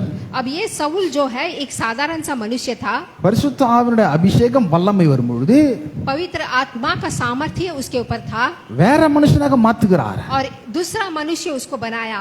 பாருங்க 1 சாமுவேல் 10ஆம் அதிகாரம் 1ஆம் வசனம். पहला सामुएल का किताब 10 पढ़ेंगे. அப்பொழுது சாமுவேல் தைல குப்பி எடுத்து அவன் தலையின் மேல் வார்த்து அவனை முத்தம் செய்து கர்த்தர் உன்னை தம்முடைய சுதந்திரத்தின் மேல் தலைவனாக அபிஷேகம் பண்ணினார் அல்லவா. जब वे उधर उसके उस पहाड़ के पास आया था, तब आके नींबियों का एक दाल उसके मिला, और परमेश्वर ने आत्मा उसके ऊपर बल से उतरा. இங்க சவுல சாதாரண மனுஷன் சவுல ராஜாவாக அபிஷேகம் பண்ணுகிறார்கள். अब यहाँ पे आके एक साधारण सा मनुष्य को राजा के रूप में अभिषेक कर रहे हैं. பழைய உடன்படிக்கையில யார் அபிஷேகம் பண்ணுவாங்க அப்படின்னா ராஜாக்கள், ஆசாரியர்கள், தீர்க்கதரிசிகள். और यहाँ पे पुराने नियम में आके राजा को और आके ये भविष्यवाणी लोग 3 लोगों को आके यहाँ पे இந்த 3 பேரையும் அபிஷேகம் பண்ணுவார்கள். इन 3 लोगों को अभिषेक करते हैं, பரிசுத்த ஆவியானவர் உதவி அவர்களுக்கு இருக்கும். क्योंकि पवित्र आत्मा का मदद उनको रहता है. தேவனுடைய திட்டத்தை வெளிப்படுத்தும்படி பரிசுத்த ஆவியானவர் அவர்களுக்கு கொடுக்கப்பட்டார். क्योंकि परमेश्वर के आके दर्शन को दिखाने के लिए पवित्र आत्मा उधर रहते हैं. இங்க சவுலுக்கு ராஜா என்கிற அபிஷேகத்தை இங்க தேவன் கொடுக்கிறார். अब यहाँ पे सऊल को राजा के एक अभिषेक यहाँ पे परमेश्वर उसको देते हैं. பாருங்க அவன் தலையின் மேல் வாத்து எண்ணெய தைல குப்பையை ஊத்தும் பொழுது அது பரிசுத்த ஆவியானவருக்கு அடையாளமா இருக்கிறது. जब आके उसके सिर में आके वो तेल को जब डालते हैं तो वो पवित्र आत्मा का एक चिन्ह रहता है. எதற்கு தெரியுமா இவனை ராஜாவாக அபிஷேகம் பண்ணுகிறார்? கட்டளையிடும்படி. क्यों उसको राजा के रूप में अभिषेक किया जा रहा है? ताकि कि वो अधिकार दे. இந்த அபிஷேகம் தான் நமக்கு கொடுக்கப்பட்டிருக்கிறது. और यही अभिषेक हमको दिया गया है. ராஜரிகமான அபிஷேகம். और एक राजा का अभिषेक है, கட்டளையிடும்படி, ताकि कि अधिकार दे, கட்டுப்படுத்தும்படி, ताकि कि अपने काबू में रख पाए, நிலை நிறுத்தும்படி, ताकि कि उसको चलाए. ஒரு சொல் சொன்னா அப்படியே நிக்கும்படி. अगर हम एक बात बोलते हैं तो वो ऐसे ही रुक जाना है. அப்பேற்பட்ட அபிஷேகம் கட்டளை உடையவனாக இருக்கும்படி தேவன் நம்மளை தேர்ந்தெடுத்திருக்கிறார். और वैसा एक अभिषेक आके एक अधिकार देने वाला परमेश्वर ने हमको चुना है. தொடர்ந்து சாமுவேல் சில வசனங்களை கொடுக்கிறார். 6ஆம் வசனம். यहाँ पे आके सामुएल आकर कुछ वचन बोलते हैं. அப்பொழுது கர்த்தருடைய ஆவி உன்மேல் இறங்குவார், நீ அவர்களோட கூட தீர்க்கதரிசனம் சொல்லி வேறு மனுஷனாவாய். तब यहोवा का आत्मा तुझ पर बल से उतरेगा और तू उनके साथ होकर आके नबुवत करने लगेगा. இங்க பாருங்க சாதாரணமான மனுஷனை வேறு மனுஷனா மாத்துகிறார். तो यहाँ पे एक साधारण सा मनुष्य है, पर उसको आके दूसरा मनुष्य बना அந்த रहा வேறு है. மனுஷன் என்ன? तो यहाँ पे दूसरा मनुष्य क्या है? அதிகாரம், வல்லமை, கட்டளை. एक अधिकार और एक सामर्थ्य उसको दे रहे हैं. சொல்றாரு பாருங்க 7ஆம் வசனம். இந்த அடையாளங்கள் உனக்கு நேரிடும் பொழுது சமயத்துக்கு ஏற்றபடி நீ செய், தேவன் உன்னுடனே கூட இருக்கிறார். तब यहाँ पे 7वें वचन में हम देख रहे हैं कि जब ये चिन्ह तुझे दिखाई पड़ता है तब तू काम करने का अवसर आके तुझे मिले, जिसमें उसमें लगा जाएगा. சொல்றாரு பாருங்க சமயத்துக்கு ஏற்றபடி तो நீ यहाँ- செய், யாருன்னா நீங்க செய்ய வேண்டும். तो जब समय आता है तो आपको करना है. தேவன் உங்களோட கூட இருக்கிறார். परमेश्वर तेरे संग है, அதிகாரத்தையும் வல்லமையும் நாம் செய்ய வேண்டும். और अधिकार और सब कुछ मैं करूंगा. ஒவ்வொரு விசுவாசியும் அதை பயன்படுத்த வேண்டும், உபயோகப்படுத்த வேண்டும், और हर एक विश्वासी अपना अधिकार का इस्तेमाल करना है கட்டளையிட வேண்டும். और उसको अधिकार देना है. அவன் பாருங்க 9ஆம் வசனம் வாசிக்கிறேன். அவன் சாமுவேலை விட்டு போகும்படி திரும்பின போது தேவன் அவனுக்கு வேற இருதயத்தை கொடுத்தார். அப்படின்னா வேற மனுஷனா மாத்திட்டாரு. तो यहाँ पे जो उसने सामुएल के पास जाने को पीटा, फिर उसे आके परमेश्वर ने उसे मन को आके दूसरा किया. இது எப்படின்னா புது சிருஷ்டியை காண்பிக்கிறது. तो उसके मन को आके यहाँ पे परिवर्तन किया பழையவைகள் ஒழிந்து போயின, और सब पुराना चीज चला गया எல்லாம் புதிதாயின. और सब कुछ नया हो गया. எதை காண்பிது? ஒருவன் கிறிஸ்துவுக்குள் புதிய சிருஷ்டியா இருக்கிறான். क्योंकि मसीहा में आके एक इंसान आके एकदम नई सृष्टि बन जाता இந்த है. புதிய சிருஷ்டி மனுஷன் எப்பேற்பட்ட மனுஷன்? பரிசுத்த ஆவியானுடைய அபிஷேகம், வல்லமை, அதிகாரம் பெற்ற மனுஷன் என்பதை காண்பிக்கிறது. अब ये आके एक विश्वासियों के एक सामर्थ्य अधिकार पाया वाला दिखाता है। சாதாரண சவுலா இருந்த ஒரு மனுஷனை எடுத்து ராஜாவாக அபிஷேகம் பண்ணின அந்த அதிகாரம் நமக்கு கொடுக்கப்பட்டிருக்கிறது. अब साधारण सा जो सऊल था जिसको राजा के रूप में अभिषेक किया वही अधिकार हमें दिया गया है। கழுதை பின்னாடி போயிட்டு இருந்தார் சவுல். अब गधे के पीछे सऊल जा रहा था। அபி சவுல் நிறுத்து, वो कहते हैं कि सऊल रुक जा, நீ வா, तू इधर आ जा। பாதையை தேவன் மாற்றி விட்டார். और उसके रास्ते को परमेश्वर ने बदल दिया। அதுக்கு முந்தின அதிகாரத்துல சவுலும் அவனுடைய வேலைக்காரரும் பேசுறாங்க. அவன் வேலைக்காரன் சொல்றான், நம்ம வழி எங்கன்னு தெரியல, நம்ம போகும்படி தேவன் நமக்கு வழியை காண்பிப்பார் என்று சொல்லுகிறார். अब उसके पिछले वाले अध्याय में देखेंगे तो सऊल और उसका नौकर बात करते हैं कि हम जाने वाला रास्ता हमें मालूम नहीं, परमेश्वर हमें मार्ग दिखाएगा। அந்த வழி என்ன? ராஜா என்கிற வழி. और वो रास्ता क्या है? राजा का, ராஜரிக வாழ்க்கையின் வழி, और राजा का एक जीवन का, அதிகாரத்தின் வல்லமையும் உடைய வழி, और अधिकार और सामर्थ्य का एक रास्ता। ஆனா வேற எங்கேயாவது போயிட்டு இருந்தீங்கன்னா இந்த வழிக்கு வந்துருங்க. अगर आप और कोई रास्ते में जा रहे हैं तो आप इस रास्ते पे आ जाइए, அந்த வழி நம்மளுது கிடையாது. क्योंकि वो रास्ता हमारा नहीं எதுவுமே है। நடக்கலங்க. मैं ऐसा चल रहा हूँ, நானும் முட்டி முட்டி மோதி பாக்குறேன். मैं भी बहुत आके टक्कर दे दिया। தேவன் சொல்றார், முட்டாத, परमेश्वर कहते हैं आपको कोई टक्कर देने की கர்த்தரை जरूरत புகழ்ந்து नहीं, பாடு. आप आके सिर्फ उठिए। எரிய கோட்டை போல இருக்கலாம், आप एरिगो के जैसे रहेगा, போய் தலை வச்சு முட்டாத. जाके आप अपने सिर को उसमें मत நீ ठोकिए, வல்லமை பெற்றிருக்கிறாய், क्योंकि तुम्हें सामर्थ्य दिया गया है, அதிகாரம் பெற்றிருக்கிறாய். अधिकार दिया है। கர்த்தருடைய வார்த்தை எடு, परमेश्वर के वचन को பரிசுத்த उठाओ, ஆவியின் உள்ள இருக்கிறார். पवित्र आत्मा अंदर है, கர்த்தருடைய வார்த்தையும் எடுத்து நீங்கள் கட்டளையிட வேண்டும். और परमेश्वर के वचन को लेके आपको अधिकार से बोलना है, இயேசு என்னும் நாமம் நமக்கு கொடுக்கப்பட்டிருக்கிறது. क्योंकि आपको यीशु मसीह का नाम दिया गया है। இந்த நாமத்தில் சுகம் இருக்கிறது, इस नाम में आपको चंगाई है, இந்த நாமத்தில் வெற்றி இருக்கிறது, इस नाम में आपको जीत है, இந்த நாமத்தில் செழிப்பு இருக்கிறது, और इस नाम में एक अच्छी जीवन இந்த है, நாமத்தில் முன்னேற்றம், நல்வாழ்வு, சிறப்பு மிகுந்த ஆசீர்வாதம் இருக்கிறது. और इस नाम में सारी प्रकार की आशीर्वाद இந்த है। நாமத்தை பயன்படுத்தி நீங்கள் அதிகாரமுடையவர்களாய் சொல்லி நீங்கள் வெற்றியுடையவர்களாய் இருக்க வேண்டும் என்று தேவன் விரும்புகிறார். और इस नाम को अधिकार से बोल के आप जीत के ऊपर जीत पाना है करके परमेश्वर चाहते हैं। சவுல் கிட்ட சொல்றாரு, சமயத்துக்கு ஏற்றபடி நீ செய் அப்படின்றாரு. अब सऊल के पास बोलते समय के मुताबिक तू कर करके। நீங்கள் ஒவ்வொருவரும் பரிசுத்த ஆவியினுடைய அபிஷேகத்தை பெற்றிருக்கிறீர்கள். आप हर एक लोग पवित्र आत्मा का अभिषेक पाए हैं। சூழ்நிலையை பார்த்து பயந்துராதீங்க. आप अपने परिस्थितियों को देख के डर मत जाइए। சமயத்துக்கு ஏற்றபடி செய்யனா, சூழ்நிலைக்கு ஏற்றபடி நாம் செய்ய வேண்டும். अब समय के मुताबिक काम करना माने परिस्थिति के मुताबिक काम करना। சூழ்நிலை நாம் ஆளுகை செய்ய வேண்டும். अब परिस्थितियों को हम आके अपने हाथ में ஏனென்றால் பரிசுத்த ஆவியானவர் நமக்குள்ள இருக்கிறார். क्योंकि पवित्र आत्मा हमारे अंदर है। பெந்தேகோஸ்தே என்னும் நாள்ல சரீரமான சபையின் மேல் அவர் விழுந்து விட்டார். और पेंटेकोस्ट के दिन में ही आके शरीर जैसे हम लोग हैं हमारे ऊपर आ गए। அதனால நீங்க யார்கிட்ட தலை கொடுக்க வேண்டிய அவசியம் இல்லை.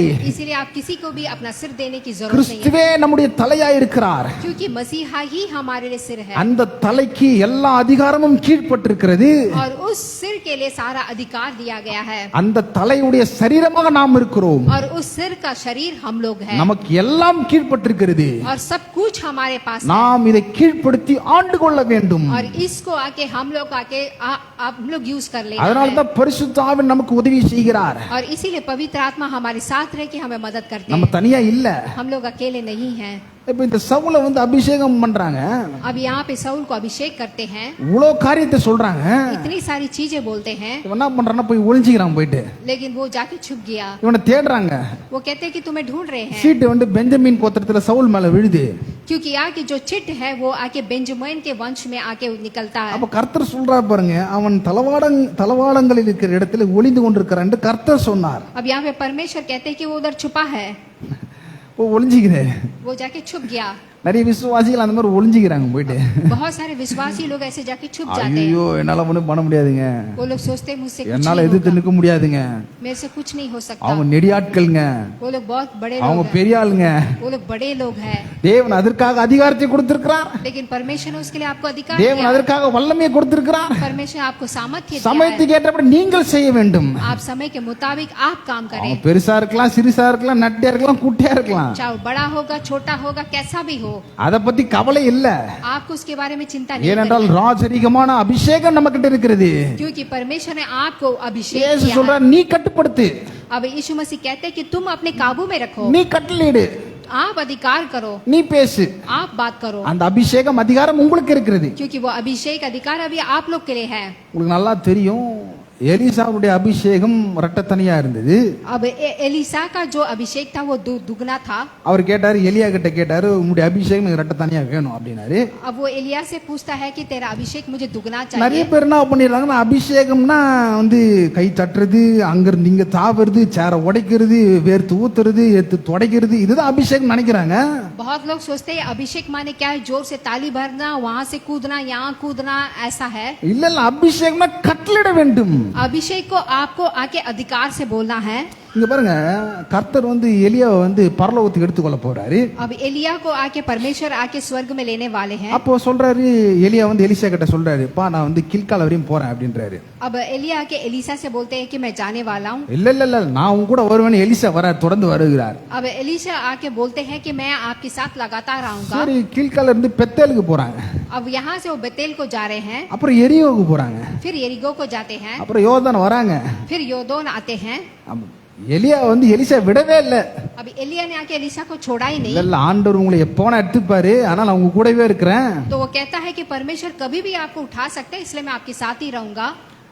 அப்போ அந்த எலியாவுடைய சால்வை இருக்கு இல்லையா, तो अब एलिया का जो शॉल होता है, அது அபிஷேகத்திற்கு அடையாளமா இருக்கிறது, और वो शॉल आके अभिषेक का चिन्ह है, வல்லமைக்கு அடையாளமா இருக்கிறது, एक सामर्थ्य का चिन्ह है, பரிசுத்த ஆவியினுடைய அடையாளமா இருக்கிறது. पवित्र आत्मा का चिन्ह है।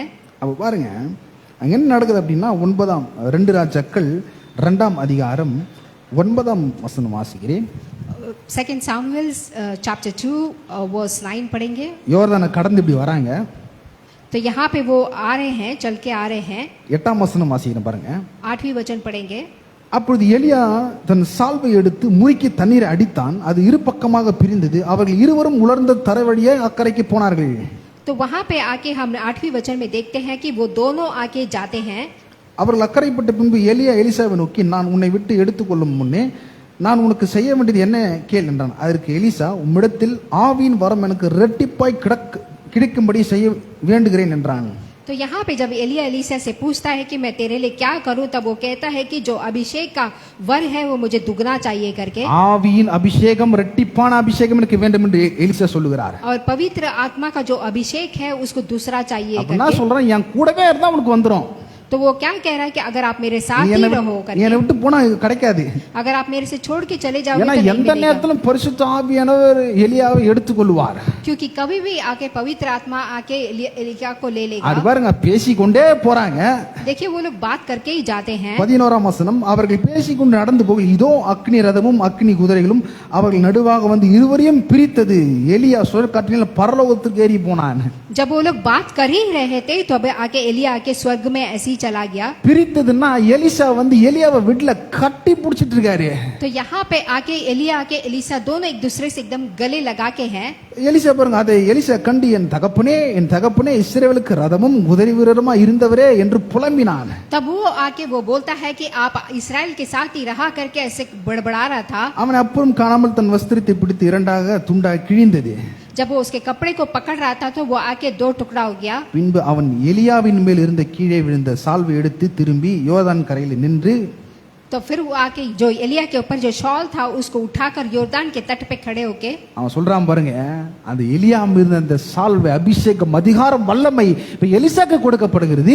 எலிசா என்ன பண்றாரு பாருங்க, அந்த 14ஆம் வசனத்தை வாசிக்கிற, எலியாவின் மேல் இருந்த கீழ் விழுந்த சால்வை பிடித்து எலியாவின் தேவனாகிய கர்த்தர் எங்கே என்று சொல்லி தண்ணீரை அடித்தான். தண்ணீரை அடித்தவுடன் அது இரு பக்கமாக பிரிந்ததினால் எலிசா இக்கரை போடப்பட்டான்.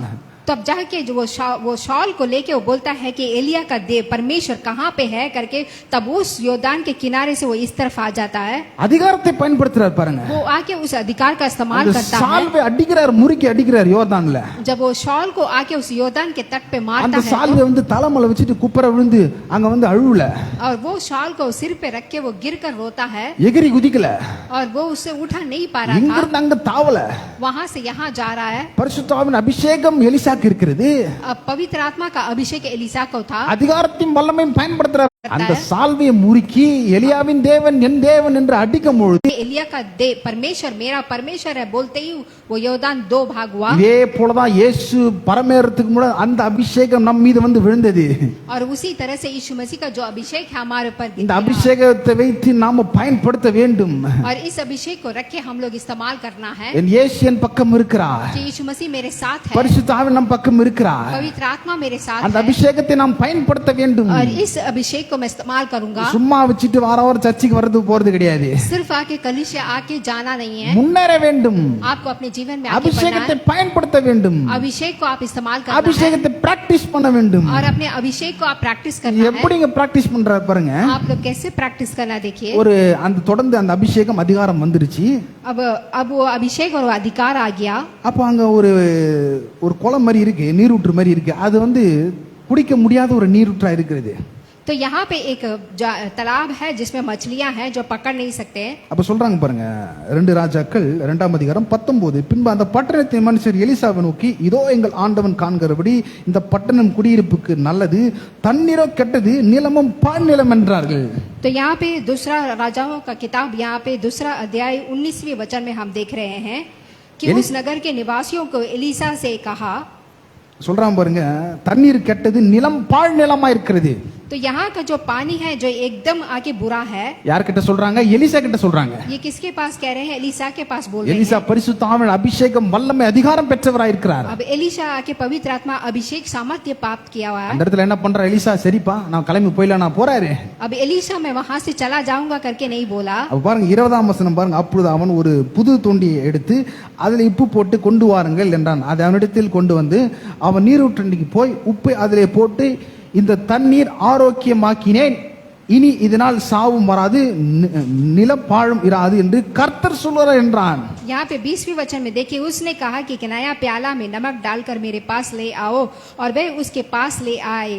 எலிசா சொன்ன வார்த்தையின்படியே அந்த தண்ணீர் இந்நாள் வரைக்கும் இருக்கிறபடி ஆரோக்கியமாயிற்று। और जिस तरह से एलिसा ने कहा उस वचन के अनुसार पानी एकदम ठीक हो गया। நீங்க அபிஷேகத்தை பெற்றிருக்கிறீங்க, आप लोग अभिषेक पाए हैं, வல்லமை பெற்றிருக்கிறீங்க, सामर्थ्य को पाए हैं, இயேசு மூலமா அதிகாரத்தை பெற்றிருக்கிறீர்கள்। और यीशु मसीह का अधिकार पाए हैं। பாழ் நிலமா இருக்கலாம், आप लोग आके ऐसे रहेंगे, கெட்டதா இருக்கலாம், चाहे बुरा होगा। அந்த நிலத்தை பார்த்து சொல்லுவாங்க இந்த நிலம் நல்ல நிலம், आप उस जमीन को देखिए, बोलिए ये जमीन अच्छा இந்த जमीन தண்ணீர் है, ஆரோக்கியமான தண்ணீர், और ये पानी अच्छा पानी है। ஏற்ற காலத்தில் என் தேசத்துல மழையை தேவன் பெய்ய பண்ணுவார்। और सही समय पे मेरे देश में बारिश होगा, परमेश्वर करेंगे। கைட்டு செய்கிற எல்லா வேலையும் அவர் ஆசீர்வதிப்பார்। और आप जो जो काम कर रहे हो सारे कामों को आशीर्वाद அநேக करेंगे। சாதிகளுக்கு கடன் கொடுப்பேன், நானோ கடன் வாங்காதிருப்பேன் आप अनेक लोगों को उधार दोगे, उधार नहीं என்று लोगे। நீங்கள் அதிகாரத்தை பயன்படுத்தும் பொழுது அந்த வார்த்தையின்படியே தேவன் செய்வார்। जब आप इस अधिकार को इस्तेमाल करेंगे तो इस अधिकार के अनुसार ही परमेश्वर आपके जीवन में அந்த करेंगे। அபிஷேகத்தை நம்ம பிராக்டிஸ் பண்ணணும்। और इस अभिषेक को हमें आके प्रैक्टिस करना है। கடைசி மத்தேயு எழுதின சுவிசேஷம் 8ஆம் அதிகாரம், मैथ्यू का किताब चैप्टर 8 அதுல பாருங்க இயேசு எப்படி தன்னுடைய ஊழியத்தை செய்கிறார் பாருங்க। यहाँ पे देखिए यीशु मसीह अपना सेवकाई कैसे करते हैं। அவர் மீது பரிசுத்த ஆவியின் அபிஷேகம் இருக்கிறது। अब उनके ऊपर पवित्र आत्मा का अभिषेक है। 8ஆம் அதிகாரம் 16ஆம் வசனம், चैप्टर 8 वर्स 14 पढ़ेंगे, 16 सॉरी। அஸ்தமனமான போது பிசாசு பிடித்த அநேகர் அவரிடத்தில் கொண்டு வந்தார்கள்। அவர் அந்த அசுத்தாவிலே தமது வார்த்தையினாலே துரத்தி பின்னாலே எல்லாரையும் சுத்தமாக்கினார்। तब संध्या हुई तो तब वे उसके पास बहुत से लोगों को लाए जिसमें दुष्ट आत्मा थी, और उसने उसको आत्माओं को अपने वचन से निकाला और सब बीमारियों से चंगा किया। அவர் மேல அபிஷேகம் இருக்கிறது। उनके ऊपर अभिषेक है। எதை பயன்படுத்துகிறார்? किसको आके इस्तेमाल कर रहे हैं? வார்த்தையை அனுப்பி அவர்களை சுகமாக்குகிறார்। अपने वचन को भेजकर उनको चंगा करते நீங்க हैं। நினைக்கலாம் ஏங்க அதிகாரம் இருக்கு வல்லம் இருக்கு சொல்றீங்க, பரிசுத்த ஆவியானவர் எப்படிங்க செயல்பட? கர்த்தருடைய வார்த்தையை எடுத்து உங்களுடைய இருதயத்தில் வைத்து ஒவ்வொரு நாளும் நீங்கள் பேச வேண்டும்। आप लोग सोच रहे हैं मेरे पास अभिषेक है, सामर्थ्य है, कैसे इसको इस्तेमाल करना है? आपको परमेश्वर के वचन को लेकर हर एक दिन बोलना है, ஏன்னா இந்த வசனம் ஜீவனும் சர்வ வல்லமுள்ள தேவனுடைய வார்த்தையா இருக்கிறது। क्योंकि इस वचन में आके जीवन और परमेश्वर का सामर्थ्य से भरा है। வழியே இல்லைனாலும் வழியை உண்டாக்கக்கூடிய வார்த்தை। भले ही आपको रास्ता नहीं है पर रास्ता बनाएगा वो वचन है। நூற்றுக்கு அதிபதி சொல்ற ஆண்டவரே ஒரு வார்த்தை மாத்திரம் அனுப்பும் என் வேலைக்காரன் சொஸ்தமாவான்। यहाँ पे आके बोलता है कि आदमी आदमी का कि आप एक आत्मा बोलिए मेरा नौकर चंगा உங்களுக்கு होगा। பரிசுத்தாவின் அபிஷேகம் அதிகாரம் வல்லமை இருக்கிறது. आपको आके पवित्र आत्मा का सामर्थ्य अभिषेक है, உங்கள் வாழ்க்கைக்கு நேராக தேவனுடைய வார்த்தை எடுத்து பேசுங்கள். इसीलिए आप अपने जीवन को देख के परमेश्वर के वचन को बात कीजिए சமயத்துக்கு ஏற்ற போல நீங்கள் செய்யுங்கள். और समय के मुताबिक आप काम कीजिए। அவர் சொல்றார் நீ தான் செய்யணும். परमेश्वर कहते हैं आपको ही करना है। இப்போ தேவன் அப்படிப்பட்ட ஒரு டியூட்டி எனக்கு கொடுத்திருந்தாருன்னா டெய்லி ஜெபம் பண்ணி உள்ள வாழ்க்கையை எங்கேயோ கொண்டு போயிட்டு இருப்பேன். अगर आप आगे हर दिन प्रार्थना करके आप अपने जीवन को कहीं लेके जा सकते हैं, ஆனா தேவன் பிரசங்கம் பண்ணும்படி வைத்து விட்டார். लेकिन परमेश्वर ने मुझे प्रचार करने के लिए रख दिया। ஏன் அப்ப நீங்கள் ஒவ்வொருவரும் அந்த அதிகாரத்தை எடுக்க வேண்டும். आप लोग भी अपने हाथ में अधिकार को लेना है। நீங்க சாதாரணமான மனுஷன் அல்ல. आप लोग एक साधारण से लोग है ही नहीं है। சூழ்நிலைகளை கட்டுப்படுத்த முடியும்.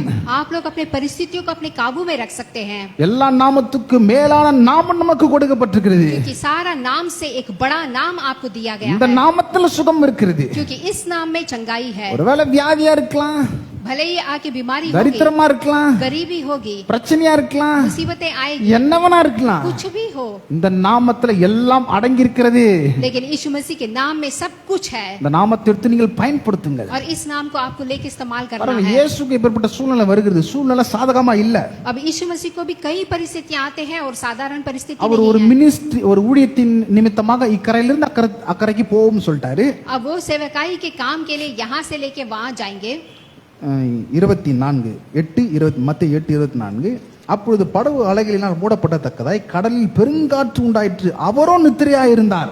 और यहाँ पे आके चैप्टर 8 वर्स 24 में हम देख रहे हैं कि झील में आके एक ऐसा बड़ा तूफान उठा कि नाव लहरों से, இங்க சூழ்நிலை எப்படி இருக்கு? படகு அலைகளினால் மூடப்படத்தக்கதாய் கடலில் பெருங்காற்று உண்டாயிற்று. और यहाँ पे परिस्थिति कैसा है कि एक बड़ा तूफान आया और नाव ही उठाने की तरह लहर आई।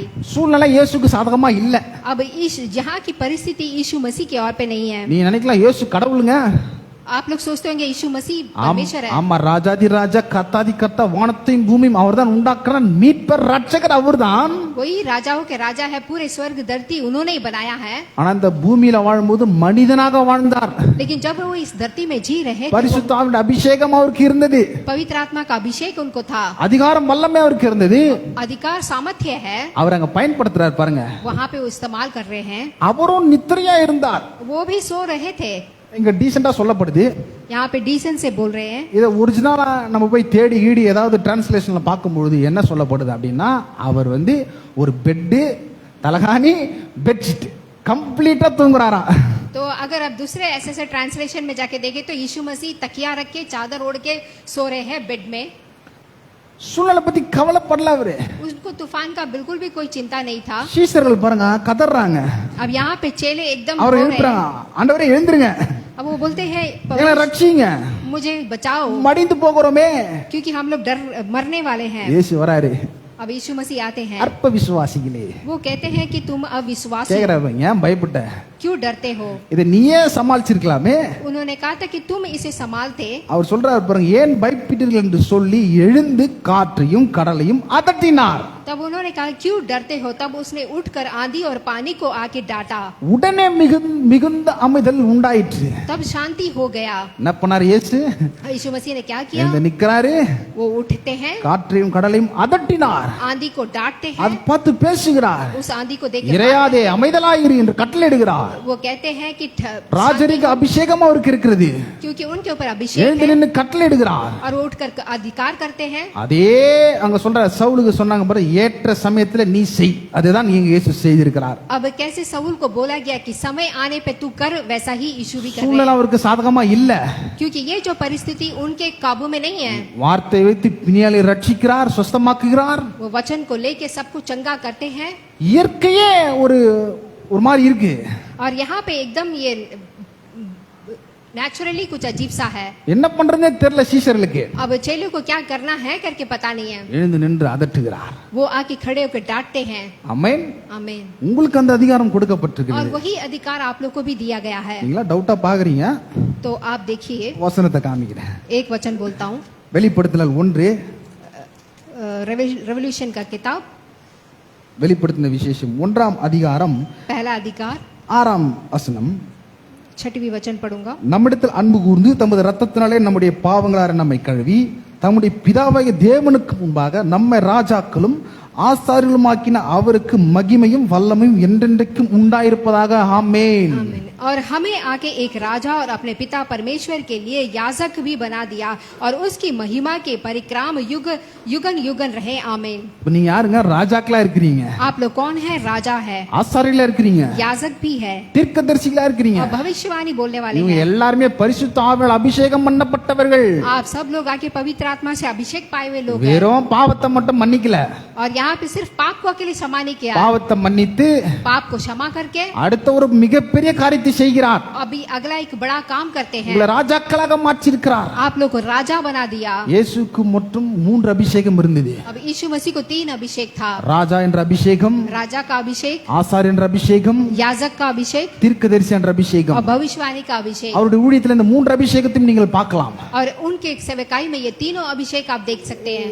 எலிசாவோ இரட்டத்தனை அபிஷேகத்தை கேட்கிறார். और एलिसा भी आके दुगना अभिषेक मांगते हैं। நமக்கோ முழுமையான அபிஷேகம் கொடுக்கப்பட்டிருக்கிறது. और हमको भी पूरी तरह से अभिषेक दिया गया है। டபுள் போர்ஷன் கிடையாது, डबल नहीं है, ஃபுல் போர்ஷன், एकदम पूरा ஃபுல் மீல்ஸ். पूरा मील। இறங்கி சாப்பிட வேண்டியதுதான். आपको सिर्फ उतर के खाना है। அப்பேற்பட்ட அபிஷேகம் நமக்கு கொடுக்கப்பட்டிருக்கிறது. और ऐसा अभिषेक आप सबको दिया गया அங்க है। சூழ்நிலை இயேசு பாருங்க, ராஜா மாதிரி கட்டளையிடுறாரு. ஏய் காற்றே கடலே இறையாத அமைதலார் என்று கட்டளையிடுகிறார். अब उस परिस्थिति को देखिए, यीशु मसीह आके उनको अधिकार देते हैं, तूफान शांत हो। அதே அதிகாரம் அதே வல்லமை பரிசுத்த ஆவியானவர் நமக்கு கொடுக்கப்பட்டிருக்கிறது. और वही अधिकार सामर्थ्य आपको दिया गया है। ஆமென். आमीन। நீ யாரும் சாதாரண அல்ல.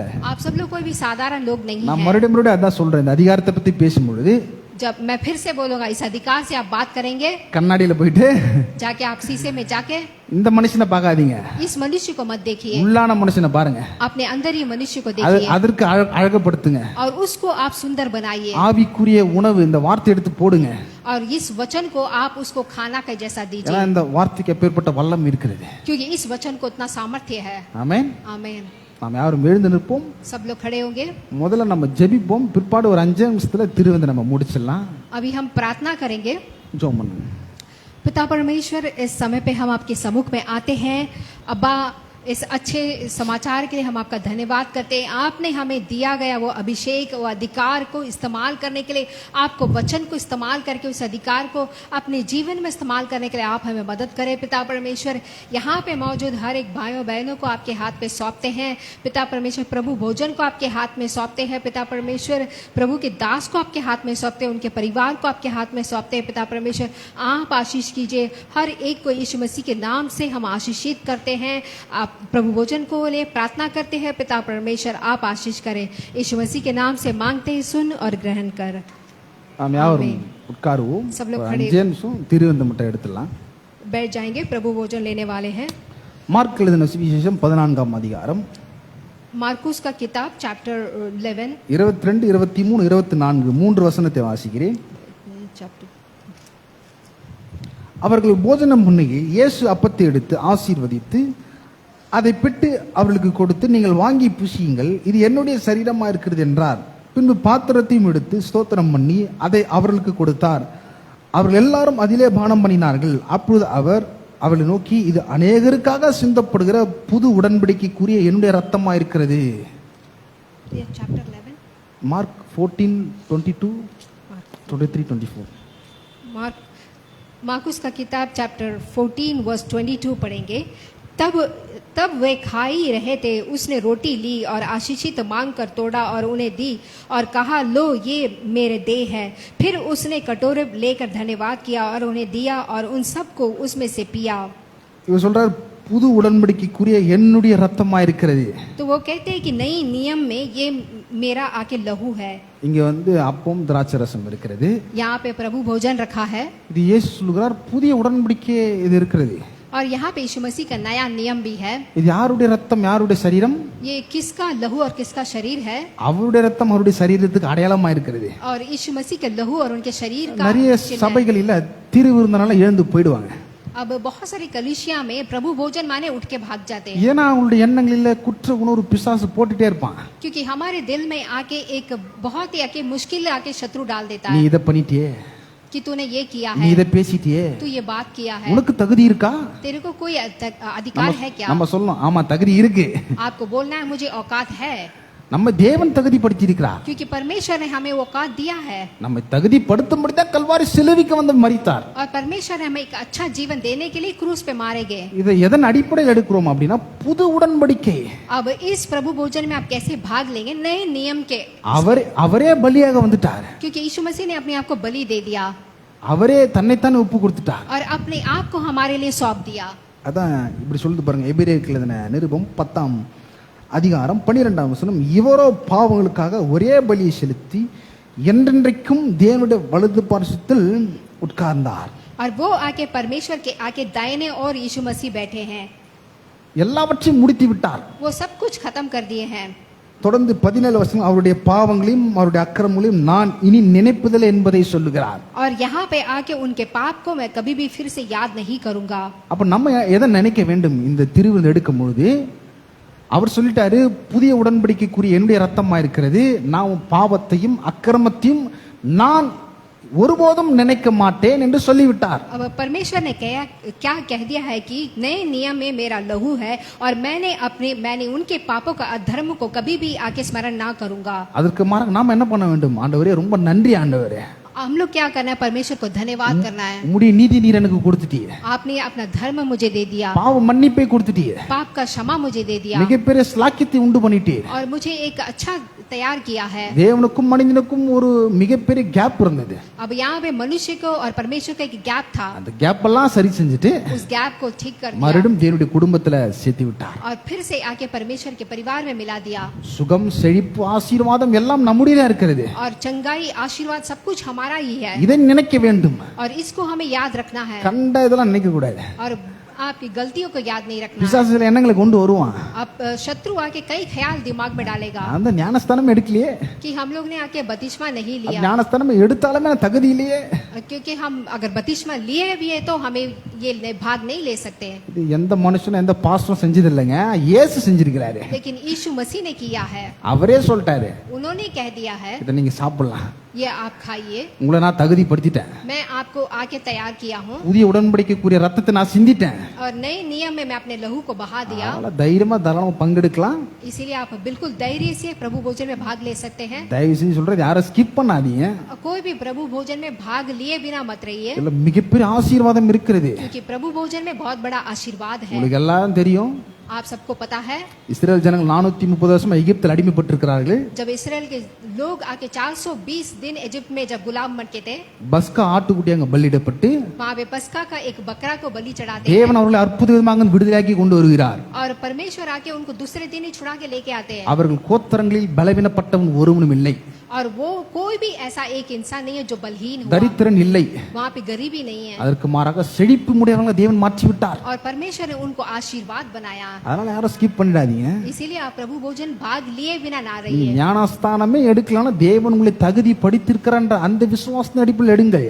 आपने बपतिस्मा नहीं लेने से भी परमेश्वर ने आपको आके तैयार किया है करके सोचिए. நாம் யாரும் எழுதி நிற்போம். खड़े होंगे, ஹalleluya, நன்றி செலுத்துகிறோம். பரலோக பிதாவே, धन्यवाद करते हैं पिता உம்மானாக परमेश्वर. இயேசுவின் நாமத்தில் இடத்துல வருகிறோம். यीशु मसीह के नाम से आपके सम्मुख में आते நீர் हैं. ஏற்படுத்தின மீட்பிற்காக நன்றி. आपने जो हमें छुड़ाव दिया उसके लिए धन्यवाद. உடைய ரத்தம், உடைய சரீரம் எங்களுக்காக பிற்கப்பட்டிருக்கிறதற்காக நன்றி. हमारे लिए आपने लहू बहाया, आपके कोड़े खाए हैं. புதிய உடன்படிக்கை நீர் எங்களுக்கு கொடுத்து விட்டதற்காக நன்றி செலுத்துகிறோம். इस नया नियम हमें दिया उसके लिए हम धन्यवाद உம்முடைய करते हैं. நீதியை கொடுத்து விட்டீர். आपने अपना धर्म हमें दिया है. உம்முடைய செழிப்பு பாவ மன்னிப்பை கொடுத்து விட்டீர். आप आके हमें आशीर्वाद पाप क्षमा दिया है. பிள்ளை என்ற ஸ்லாக்கியத்தை கொடுத்து விட்டீர். बेटा का एक भाग दिया है. பரிசுத்த ஆவியான உள்ளே கொடுத்து விட்டீர். पवित्र आत्मा दिया है. அதற்காக நன்றி அப்பா. उसके लिए हम आपका धन्यवाद करते हैं. நப்பத்தின் தன்னை நாங்கள் ஆசீர்வதிக்கிறோம். इस प्रभु भोजन का आप आशीष कीजिए. பாவத்தையும் அக்கிரமத்தையும் நினைக்க மாட்டேன் என்று சொல்லிவிட்டீர். आपने कहा है मेरे अधर्म और पापों को कभी स्मरण नहीं மாறாக करोगे. உம்முடைய மீட்பின் ஆசீர்வாதங்களை நாங்கள் எண்ணுகிறோம், நினைக்கிறோம். हम आकर अपने आशीर्वाद को याद करते हैं. தொடர்ந்து நீர் ஆசீர்வதிப்பீரா. आप आशीष कीजिए. ஆமென். आमीन. இது உங்களுக்கு கொடுக்கப்படும், யாவரும் கையில் எடுத்துக்கொள்ளுங்க. பிற்பாடு எல்லாவற்றையும் நாம் சேர்ந்து அனுசரிப்போம். अभी दिया जाएगा, आप अपने हाथ पे ले लीजिए.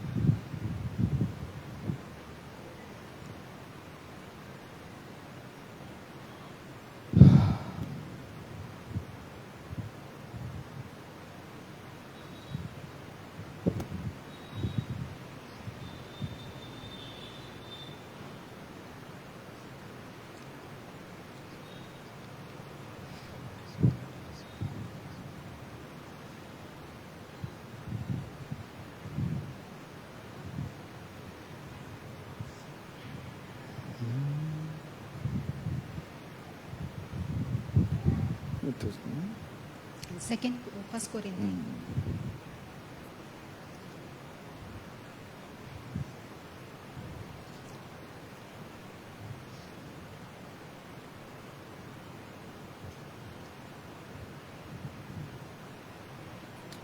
நான் உங்களுக்கு ஒப்புதலை கர்த்தரிடத்தில் பெற்றுக்கொண்டேன் என்னவெனில் கர்த்தராகிய இயேசு தாம் காட்டி கொடுப்ப அன்று ராத்திரிலே அப்பத்தை எடுத்து ஸ்தோத்திரம் பண்ணி அதை பிட்டு நீங்கள் வாங்கி புசியுங்கள், இது உங்களுக்காக பிற்கப்பட என்னுடைய சரீரமாக இருக்கிறது, என்னை நினைவு வரும்படி செய்யுங்கள் என்றார். यीशु मसीह की ये बात आके मुझे प्रभु के पास पहुंची और मैंने तुझे भी पहुंचा दी। और प्रभु यीशु ने जिस रात वह पकड़ा गए थे रोटी ली और धन्यवाद करके रोटी तोड़ा और कहा, ये मेरी देह है जो तुम्हारे लिए है। நாம் யாவரும் அப்பத்தை புசிப்போம். போஜனம் பண்ணின பின்பு அவர் அந்தபடியே பாத்திரத்தையும் எடுத்து, இந்த பாத்திரம் இரத்தத்தினாகி புதிய உடன்படிக்கையா இருக்கிறது, நீங்கள் இதை பானம் பண்ண முதலாம் என்னை நினைவு கூறும்படி செய்யுங்கள் என்றார். ஆகையால் நீங்கள் இந்த அப்பத்தையும் புசித்து இந்த பாத்திரத்தில் பானம் பண்ணும் போதெல்லாம் கர்த்தர் வருமலும் அவருடைய மரணத்தை தெரிவிக்கிறீர்கள். इसी रीति से उन्होंने आके बिहारी के पीछे कटोरा भी लिया और कहा, ये कटोरा मेरा लहू है, नई वाचा है, जब कभी पियो तो तुम मेरा स्मरण करने के लिए किया करो। நாம் யாவரும் பானம் பண்ணுவோம். நன்றி செலுத்துவோம். धन्यवाद करेंगे। ஹalleluya. நன்றி ஆண்டவரே, धन्यवाद प्रभु, நன்றி தகப்பனே, धन्यवाद पिता, நீர் கொடுத்த மீட்பிற்காக நன்றி, पिता परमेश्वर आपकी நீர் छुड़ाव के लिए கொடுத்த धन्यवाद, ஆசீர்வாதத்திற்காக நன்றி, आप दिए हुए आशीर्वाद के लिए धन्यवाद, உம்முடைய கிருபைக்காக நன்றி, आपका कृपा का धन्यवाद, உம்முடைய கிருபையின் கண் எங்கள் மேல வைத்ததற்காக நன்றி செலுத்துகிறோம். आपकी अनुग्रह हमारे ऊपर है उसके लिए धन्यवाद ஆண்டவரே, करते हैं। அதிகாரத்தை நீர் எங்களுக்கு கொடுத்ததற்காக நன்றி. धन्यवाद, आपने अपना अधिकार हमें दिया பரிசுத்த है। ஆவியின் அபிஷேகம் வல்லமை கொடுத்திருக்கிறீர். पवित्र आत्मा का अभिषेक सामर्थ्य दिया है। நாங்க தனியா இல்ல, मैं अकेला नहीं हूँ। உம்முடைய வார்த்தை சொல்வது போல நான் உன்னை விட்டு விலகுவதும் இல்லை உன்னை கைவிடுவதும் இல்லை என்று சொல்லுற வார்த்தையின் அடிப்படையில் நீர் எங்களோடு கூட இருக்கிறீர். पिता परमेश्वर आप कहते हैं कि आप हमें छोड़ते भी नहीं, त्यागते हमेशा हमारे साथ रहते हैं। நீர் எங்களுக்கு உதவி செய்கிறவராக இருக்கிறீர், आप हमारे लिए मदद करते हैं எங்க பக்கம் இருக்கிறீர். और हमें चलाएंगे। நாங்கள் சமயத்துக்கு ஏற்ற போல எங்களுக்கு செய்யக்கூட திராணி அபிஷேகம் அதிகாரத்தை நீர் எங்களுக்கு கொடுத்திருக்கிறீர். और समय के मुताबिक आके हम काम करने के लिए अभिषेक और सामर्थ्य हमें दिया அதை है। பயன்படுத்தும்போது பரிசுத்த ஆவி நீர் எங்களுக்கு உதவி செய்வீராக. उसको इस्तेमाल करने के लिए पवित्र आत्मा आप हमको मदद करें, தொடர்ந்து நீர் ஆசீர்வாதத்தை வழி நடத்துவீராக. आप आशीर्वाद करें, चलाएं। எல்லா துதிகான மகிமை உமக்கு செலுத்துகிறோம். यीशु मसीह के नाम से मांगते இயேசுவின் हैं, நாமத்தில் நாங்கள் ஜெபிக்கிறோம். यीशु मसीह के नाम से मांगते हैं, सुन और ग्रहण कर। ஆமென். आमीन। நம்முடைய கர்த்தராகிய இயேசு கிறிஸ்துவின் கிருபையும் பிதாவாகிய தேவனுடைய அன்பும் பரிசுத்த ஆவியுடைய ஐக்கியமும் பாதுகாவலும் இன்றும் என்றும் சதா காலங்களில் இன்றும் என்றும் நம்மோடும் நம் குடும்பத்தோடும் இருப்பதாக. ஆமென். Thank you.